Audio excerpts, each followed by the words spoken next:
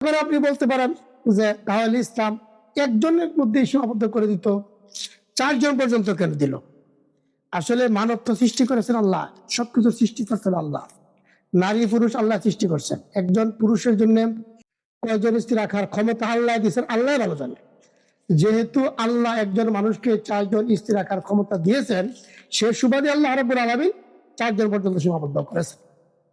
এখন এখানে একটা প্রশ্ন হতে পারে, তাহলে একজন পুরুষ একেবারে একসাথে 4 জন স্ত্রী রাখতে পারে, আমাদের নবী করিম সাল্লাল্লাহু আলাইহি ওয়াসাল্লাম 10 জন বা 9 জন বা 11 জন একসাথে কেন রাখলেন? এর জবাব হলো, আসলে সাহাবায়ে কেরামরা এবং নবী করিম সাল্লাল্লাহু আলাইহি ওয়াসাল্লাম যে একাধিক বিবাহ করেছেন, তারা তো ইসলামের নীতি অনুযায়ী করে নাই। ইসলামের পূর্বের বিধান অনুযায়ী 4 জনের অতিরিক্ত বিবাহ তারা করে ফেলেছেন। আল্লাহ নবী 9 জন বা 11 জন তো ইসলামের বিধান নাযিল হওয়ার আগেই করে ফেলেছেন। এখন ইসলাম আসার পরে যে 4 জন পর্যন্ত সীমাবদ্ধ করা হয়েছে, এখন যদি এই জায়গায় আল্লাহ নবীকে 4 জনের অনুমতি দেওয়া হয়, তাহলে বাকি স্ত্রীগুলোকে কি করতে হবে? আল্লাহ নবীর তালাক দিয়ে ওনার থেকে বিচ্ছিন্ন করে দিতে হবে। আর বিচ্ছিন্ন করে দিলে নবীর স্ত্রীরা তো উম্মতের জন্য মা, উম্মতের মা, তাদের সাথে বিবাহ হারাম।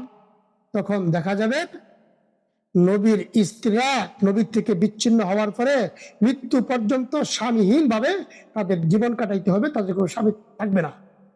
এই একটি প্রয়োজনের খাতিরে আল্লাহ রাব্বুল আলামিন ওই নবী করিম সাল্লাল্লাহু আলাইহি ওয়াসাল্লামকে একসাথে 4 জনের উপরে স্ত্রী রাখার বৈধ করেছে।